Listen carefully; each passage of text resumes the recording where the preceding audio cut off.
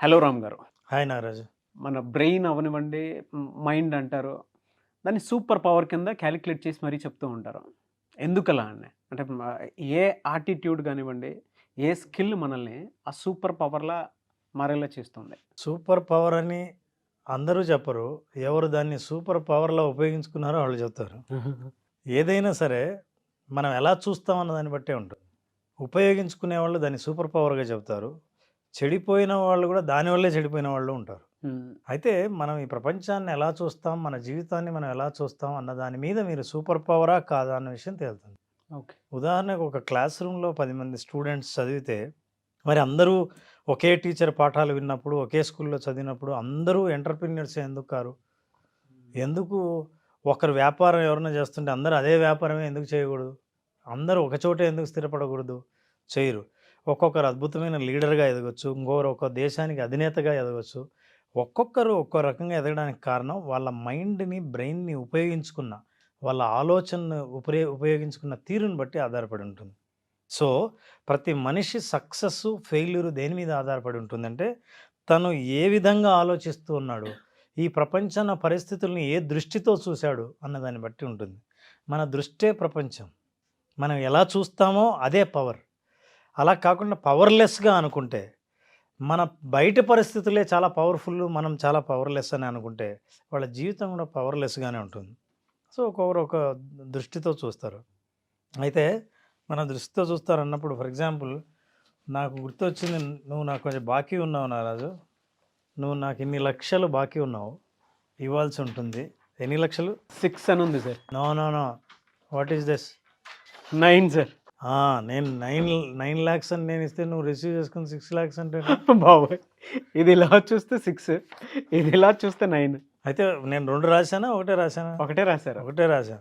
కానీ నేను ఇస్తున్నప్పుడు నాకు 9 కనిపించి 9 లాక్స్ వస్తుంది అనుకుంటే ఇప్పుడు 3 లాక్స్ తగ్గేటట్టుంది కదా. So the way you see, ఏంది కనపడిందంటే స్పష్టంగా 6 కనపడింది. నేను స్పష్టంగా 9 రాసిచ్చాను. నేను చూసిన ప్రపంచం 9 అయితే నువ్వు చూసిన ప్రపంచం 6. ఒకే ప్రపంచమే, ఒకే సంఘటనే, ఒకే అనుభవమే. మనం ఎలా చూస్తాం అన్నదాన్ని బట్టే మైండ్ సెట్ అంటారు. How your mind is set is very very important. ఈ మైండ్ సెట్టే సూపర్ పవర్ లాగా ఎదుగుతుంది. అయితే ఈ మైండ్ సెట్ అందరికీ ఒకే రకంగా ఉండాలని లేదు. ఒక్కొక్కరికి ఒక్కో రకంగా ఉంటుంది.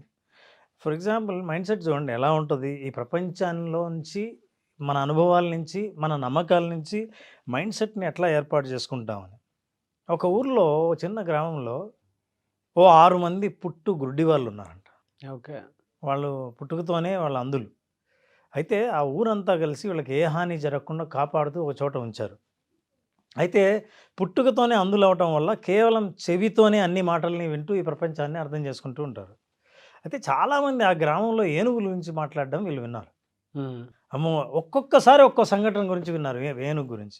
ఏనుగు వెంటబడి చంపిందని ఒకరు చెబితే, ఏనుగు ఇందాక మన వాళ్ళు ఇటు నుంచి తీసుకెళ్లారు సర్కస్ కంపెనీ వాళ్ళని ఒకరు చెబితే, ఏనుగు పైన మహారాణి కూర్చొని ఊరేగిందని ఒకరు చెబితే, అలాగే ఏనుగుకి మన వాళ్ళు భయపడి పరిగెత్తారు అని ఇంకొకరు చెబితే, ఇట్లా అంటే అసలు ఏంటి ఏనుగు అనేది ఎప్పుడూ వాళ్ళు చర్చించుకుంటూ ఉండేవాళ్ళు. ఏనుగుని ఎప్పుడు చూడలేదు, పుట్టుకతోనే గుడ్డివాళ్ళు. సరే, ఒకరోజు వీళ్ళ కోరికను గ్రామ పెద్దకు చెబితే, తప్పకుండా మిమ్మల్ని ఏనుగు చూసి అరేంజ్ చేద్దాం, చూపించే ఏర్పాటు చేద్దాం అని చెప్పి ఆ ఊర్లోంచి రాజ్యం చాలా దగ్గరగా ఉంటే రాజుగారికి కబురు పంపించారు. ఇట్లా మా ఊర్లో 6 అంధులు ఉన్నారు, మీ దగ్గర ఏనుగులు ఎన్నో ఉన్నాయి, వీళ్ళు ఏనుగును చూస్తారంట అని. సరే, ఫీల్ అవుతారు అంధులు, రమ్మని చెప్పండి అని అన్నారు. ఒక వ్యక్తి ముందర నడుస్తుంటే ఈ 6 మంది వాళ్ళ భుజాల మీద చేతులు ఎత్తి నడుచుకుంటూ వెళ్ళారు. రాజాస్థానంలో మావటివాడు ఏనుగులు కట్టిన చోట ఇదిగో ఇదే ఏనుగు చూడండి అని అంటే, అందరికీ వాళ్ళు చూసే దృష్టి లేదు కాబట్టి, చూపు లేదు కాబట్టి చేతులతోనే చూస్తారు. ఒక్కొక్కరు ఏనుగును చుట్టుముట్టారు, ఒక్కొక్కరిని అలా పంపించారు. చూస్తే ఒక వ్యక్తి ఏమో దాని స్కిన్ అంటే ఆ వీపు భాగం చూశాడు. ఓహో, ఏనుగు అంటే గోడలా ఉంటుందా అని. ఇంకో వ్యక్తి అట్లా పోయినవాడు దాని తొండం పట్టుకున్నాడు. ఓ, పాము అంటుంటారు, పాములా ఉంటుందా ఏనుగు అని అతను అనుకున్నాడు. ఇంకో వ్యక్తి దంతాలు, ఏనుగు దంతాలు పట్టుకుని, ఓహో ఇంత గట్టిగా షార్ప్గా ఉంటుందా, అందుకే ఏనుగు చంపేసింది అన్నారు. చాలా షార్ప్గా గట్టిగా ఉన్న వస్తువు ఏనుగు అంటారు అనమాట అని. ఇంకో వ్యక్తి దాని చెవి పట్టుకున్నాడు. అదేదో పెద్ద కార్పెట్ లాగా ఉంది, చాపలాగా ఉంది, బహుశా ఆకాశంలో ఎగరడానికి దీన్నే ఉపయోగిస్తారు అనుకుంటా, ఏనుగంటే కార్పెట్ అనుకున్నాడు. ఇంకో వ్యక్తి వెనకాల తోక పట్టుకుని, ఓ చీపురు కట్టలాగా ఉందే మెత్తగా, ఇది ఒక గడ్డిపోచ అనుకుంటా, ఇది ఏనుగు అనమాట అని అనుకున్నాడు. ఇలా ఒక్కొక్కరు ఒక్కొక్కలాగా ఇది ఏనుగు ఇలా ఉంటుందని కూర్చొని వాళ్ళు చర్చిస్తున్నారు. కాదు ఏనుగంటే గోడలా ఉంటుందని, కాదు కాదు అని ఒకతను కాళ్ళు పట్టుకున్నాడు. 4 కాళ్ళు చూశాడు. చూసి ఇది చాలా పెద్ద ఆవులా ఉంటుందన్నమాట అని అనుకున్నాడు. ఇలా చర్చిస్తుంటే పక్కనే తోటమాలి ఉండే, ఏంటి మీ గోల ఏంటి, ఇందాక నుంచి అరుస్తున్నాను. కాదు కాదు ఏనుగంటే ఇలా ఉంటుంది కదా అని అంటుంటే అప్పుడు చెప్పాడు, బాబు మీరు ఒక్కొక్కరు ఒక్కొక్క భాగాన్ని పట్టుకున్నారు, సంపూర్ణంగా చూస్తే తప్ప ఏనుగంటే ఏంటో మీకు తెలియదు, మీకు దృష్టి లేదు కాబట్టి మీ చేతులతో మీరు ఏ భాగంలో ఉన్నారో దాన్నే అని ఏనుగు అనుకున్నారు. సో మీ పర్సెప్షన్ అంతా ఏనుగంటే మీరు చూసిందే అనుకుంటున్నారు, కానీ ఒరిజినల్గా ఏనుగు అది కాదు. మన జీవితంలో కూడా మనం ఏదైతే ఇది కరెక్ట్ అనుకుంటామో సంపూర్ణంగా తెలియని వ్యక్తి అదే నిజమని అనుకుంటాడు. ఈ విషయం చెబుతూనే అప్పుడు అడిగారు, బాబు ఎవరు మాకు జ్ఞానోదయం కలిగించావే, ఎవరు అంటే నా పేరు సుబ్రావ్. మన సుబ్రావ్ చాలా రోజులకి వచ్చాడు. నేను సుబ్రావ్నండి, ఈ కోటలో తోటమాలిగా పనిచేస్తున్నాను. మీ బాధ అంతా విన్న తర్వాత నాకు చెప్పాలనిపించింది, ప్రపంచంలో మన జీవితంలో మన అనుభవాలు కూడా ఇలాగే ఉంటాయి. మనం చూస్తున్నది ఏది నిజం కాదు, అలాగని అబద్ధము కాదు, కానీ మీరు తెలిసింది కొంతే. హోలిస్టిక్గా తెలుసుకునేంత వరకు మన మైండ్ సెట్ని మనం ఎప్పటికప్పుడు ఎక్స్పాండ్ చేస్తూ వెళ్తుండాలి. అప్పుడు then you will grow in your life. That's why we said mind set. అయితే ఈ మైండ్ సెట్లో మరి ఎవరు, కొంతమంది విజయం పొందుతారు, కొంతమంది అపజయాలు పొందుతారు, కొంతమంది ఏదైనా బిజినెస్ స్టార్ట్ చేస్తే సక్సెస్ఫుల్ అవుతారు, కొంతమంది అవరు. కొంతమంది జీవితాన్ని అద్భుతంగా చూస్తారు, పెద్ద దృష్టితో చూస్తారు. ఒక ఇన్స్టిట్యూట్కు పెద్దగానో, ఒక సంస్థకు చాలా అధిపతిగానో చూడగలుగుతారు. కొంతమంది ఎంప్లాయీగానే ఆగిపోతారు. కొంతమంది దేశానికి అధినేతగా కూడా కలగనే శక్తి వాళ్ళకు ఉంటుంది, కలగనే ధైర్యం ఉంటుంది. కొంతమంది ఎందుకు లేదు మామూలు జీవితం ఇలాగే గడిపేద్దామని ఉంటుంది. ఎందుకు ఈ తేడా? అందరికీ బ్రెయిన్ ఉన్నది అంతే, బాడీ ఉన్నది అంతే కదా అంటే that is because of the mind set. ఈ మైండ్ సెట్స్లో 2 రకాలు ఉంటాయి. ఈ 2 రకాల మైండ్ సెట్స్ని మనం అర్థం చేసుకుంటే మన మైండ్ సెట్ని సక్సెస్ఫుల్ మైండ్ సెట్గా ఎలా మార్చుకోవాలో తెలుసుకోవచ్చు. ఒకటి గ్రోత్ మైండ్ సెట్. ఓకే, ఇదేంటంటే ఎప్పుడు ఎదగడానికి అవకాశం ఉందని, ప్రతి చోట్ల అవకాశాలు ఉన్నాయని, ప్రతి సమస్యకు పరిష్కారం ఉంటుందని, ప్రతి వ్యక్తి దగ్గర నేర్చుకోవడానికి ఏదో విషయం ఉంటుందని నమ్మేది గ్రోత్ మైండ్ సెట్. ఇది ఎదిగే మైండ్. రెండవది ఫిక్స్డ్ మైండ్ సెట్. నమ్మకాలు, విలువలు, అనుభవాలు మారవు, జీవితం అంతా ఇంతే, మనం అంతే, ఇక మనం ఇంతకంటే ముందుకు వెళ్ళేది లేదు, మన లైఫ్ ఇంతే, మన క్యాస్ట్లో ఎవరు పైకి రాలేదు, ఇంత చిన్న ఊర్లో ఉంటే మనం ఎదగము, మనకి ఇంగ్లీష్ రాదు, ఇవన్నీ ఫిక్స్డ్ మైండ్ సెట్. లిమిటింగ్ బిలీఫ్స్తో డెవలప్ అయిన mind set fixed mind set. Fixed mind సెట్కి ఫ్రేము గట్టిగా బిగించబడి ఉంటుంది, రాతితో తయారు చేసి ఉంటుంది. అదే మన గ్రోత్ మైండ్ సెట్కి రబ్బర్ ఫ్రేమ్, దాన్ని ఎక్స్పాండ్ చేయొచ్చు. సో ఈ ఫ్రేమ్లో ఉన్న వాళ్ళు ఎప్పుడు ప్రతి దాంట్లో వాళ్ళకి అవకాశాలు చూస్తారు కాబట్టి ఏదైనా సాధ్యమే అని వీళ్ళు నమ్ముతారు, అసాధ్యమని వీళ్ళు నమ్ముతారు. సో మన జీవితంలో ఎన్నో అవకాశాలు ఎదురవుతుంటాయి నారాజు. దాంట్లో ఈ అవకాశాలలోంచి ఎంత అద్భుతంగా మన గ్రోత్కు ఉపయోగపడే అవకాశాన్ని చూస్తారో వాళ్ళు గ్రోత్ మైండ్ సెట్ ఎదుగుతూనే ఉంటారు. ప్లస్ ఇంకొకరిని బాగు చేసి వాళ్ళని కూడా వాళ్ళ వెంట తీసుకెళ్లే ప్రయత్నం చేస్తారు. ఫిక్స్డ్ మైండ్ సెట్ వాళ్ళు వినరు. వాళ్ళని నమ్మించడం, వాళ్ళని కన్విన్స్ చేయడం చాలా కష్టం. ఇప్పుడు మనం మాట్లాడుకునేది ఎందుకంటే ఫిక్స్డ్ మైండ్ సెట్లో ఉన్న వాళ్ళు ఎవరైనా సరే వాళ్ళ జీవితంలో అవకాశాలు కానీ సాధ్యాలు కానీ ఉంటాయనే విషయాన్ని నమ్మరు. అందుకే దేన్నైనా ఈజీగా ఖండించేస్తారు. ఫలానాది ఇది ఇంతే అని అనుకుంటే అంతే అనే వాళ్ళతోనే స్నేహం చేస్తారు తప్ప అలా కాదు అనే కొత్త పర్స్పెక్టివ్ ఇచ్చే వాళ్ళని వినరు. So this is what is the difference. అందువల్ల mind set, brain is super power. ఈ సూపర్ పవర్ ఎందుకంటే చాలామందిని మనం చూసినప్పుడు కేవలం వాళ్ళ ఆలోచన ద్వారానే వాళ్ళ యాటిట్యూడ్ని మార్చుకొని మైండ్ సెట్ని ఎక్స్పాండ్ చేసి వాళ్ళు సాధించాలనుకున్న హైట్స్ని సాధించారు. అయితే ఆగిపోయిన వాళ్ళు ఏంటంటే కాంప్లిసెన్సీ అంటాం, ఇక్కడితో తృప్తిపడి ఇక చాలు అని అనుకున్న వాళ్ళు గ్రో కాకుండా ఉండిపోతారు. వాళ్ళు ఫిక్స్డ్ మైండ్ సెట్లో ఉంటారు. అందుకని సూపర్ పవర్ కొంతమందికి సూపర్ పవర్ కొంతమందికి కాదు. కొంతమందికి 6, కొంతమందికి 9, కొంతమందికి తొండమే ఏనుగు, కొంతమందికి పూర్తిగా కనిపించేది ఏనుగు, కొంతమందికి తోకే ఏనుగు. అందుకని మనం హోలిస్టిక్గా ఎప్పుడైతే చూడడం మొదలు పెడతామో గ్రోత్ మైండ్ సెట్తో, అప్పుడు then you will see a big picture. And will see power of brain. That is the power of brain. మీరు చెప్తుంటే నాకు ఇండస్ట్రీ నుంచి కొంతమంది యాక్టర్స్ అలా గుర్తొస్తున్నారు.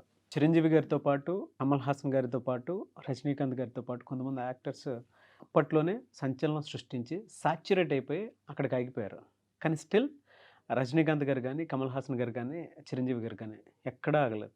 గ్రోత్ మైండ్ సెట్కి, ఫిక్స్డ్ మైండ్ సెట్కి ఎంత తేడా ఉంటుందని తెలిసింది. మన హీరోలు నిజంగా చెప్పాలంటే గ్రోత్ మైండ్ సెట్ వాళ్ళకి ఎప్పటి నుంచి వచ్చిందంటే, ఒకప్పుడు మీరు సినిమాలు చూస్తే సినిమా టైటిల్ హీరో సెంట్రిక్ అయి ఉండేది.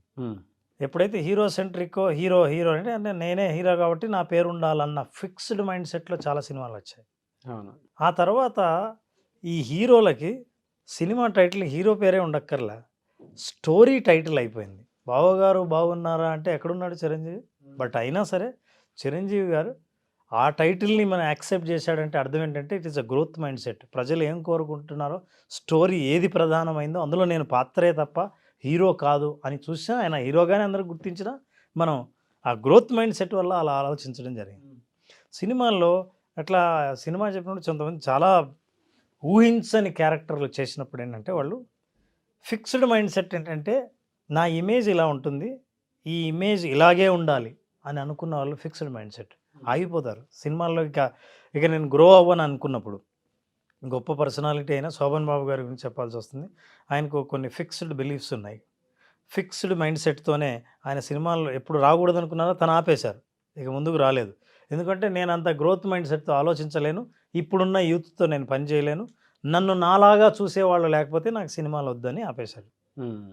గ్రోత్ మైండ్ సెట్ ఆలోచన చేస్తే చాలామంది నటులు, ఫర్ ఎగ్జాంపుల్ మోహన్ లాల్, కాలాపాని అనే సినిమాలో ఒక సీన్ ఉంది. సీన్ ఏంటంటే బాగా దుమ్ము పట్టిపోయిన షూ వేసుకున్న ఒక సాధారణ పోలీసు పాత్రకి ఇతన్ని ఖైదీగా తీసుకుని వెళ్తున్నప్పుడు నేల మీద పడి అతను నాలికతో రాయాలి. అప్పుడు ఒక ఆర్ట్ డైరెక్టర్ ఒక అడ్వైజ్ ఇచ్చాడు, ఏమంటే షూకి ఏం చేద్దామంటే చాక్లెట్ పౌడర్ పూస్తే కొంచెం దుమ్ము మట్టిలాగే ఉంటుంది, సో మనం నీట్గా ఉన్న కొత్త షూకి చాక్లెట్ పౌడర్ రాసి దుమ్ములా ఉంటుంది, మీరు అప్పుడు నాకితే బాగుంటుంది అని నాకకుండా పైనుంచి తీద్దాం, నాకినట్టు పూర్తిగా చూపించమంటే మోహన్ లాల్ అందుకు ఒప్పుకోలేదు. చరిత్రలో ఇలాగే జరిగింది, నేను అలాగే నాకుతా, ఇప్పుడు షూ ఎలా ఉందో అలాగే ఉంచండి అన్న. అట్లాగే ఆయన నాలికతో చాలా క్లోజప్లో అట్లాగే నాకాడు. ఇది సాధారణంగా ఎవరు చేయాల్సిన అవసరం లేదు. హీరో నో అంటే అసలు ఏ డైరెక్టర్ అయినా సరే సీన్ మార్చే అవకాశం ఉన్నా సరే వాళ్ళకి గ్రోత్ మైండ్ సెట్ ఎందుకు ఉందంటే, పాత్రను గౌరవించాలంటే నేను ముఖ్యం కాదు, వాళ్ళు చూడాల్సింది ఖైదీని తప్ప మోహన్ లాల్ని కాదు. అండ్ వన్ మోర్ ఏంటంటే చరిత్రని యాక్సెప్ట్ చేసింది బ్రెయిన్, యాక్సెప్ట్ చేసి తన ఐడెంటిటీని కోల్పోవడానికి సిద్ధపడింది. That is actually growth. నా ఐడెంటిటీ అలాగే ఉండాలని అనుకుంటే అప్పుడు అంతా హీరోనే కనిపిస్తాడు, ఖైదీలో కూడా హీరో కనిపిస్తాడు. సో మన సినిమా ఇండస్ట్రీ గురించి మాట్లాడుకుంటే ఇట్లాంటి మైండ్ సెట్స్ ఉండటం వల్ల వాళ్ళు ఇప్పటికీ ప్రజలు బాగా గుర్తుపెట్టుకుంటారు. అలాంటి వాళ్ళు చాలామంది ఉన్నారు. చిరంజీవి గారు అయితేనేమో, రజనీకాంత్ గారు అయితేనేమో, ఇప్పుడు యంగ్ హీరోస్ చాలామంది ఉన్నారు.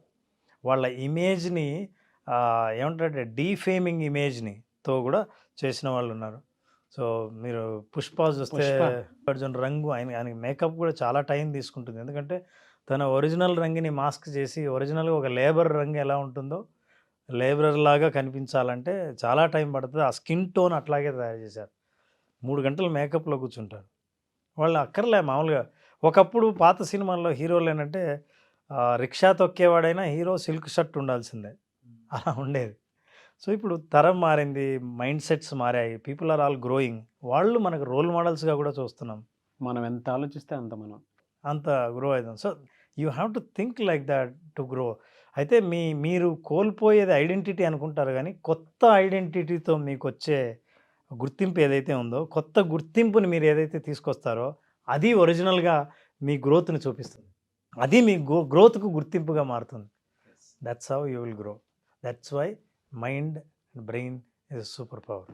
ఆ స్కిల్స్ని ఎప్పటికప్పుడు ఇంప్రూవ్ చేసుకుంటేనే కనిపిస్తుంటుందండి గ్రోత్ కూడా మనకి. అవును. True sir. థ్యాంక్ యూ అన్న. Thank you so much Ram garu. Thank you very much.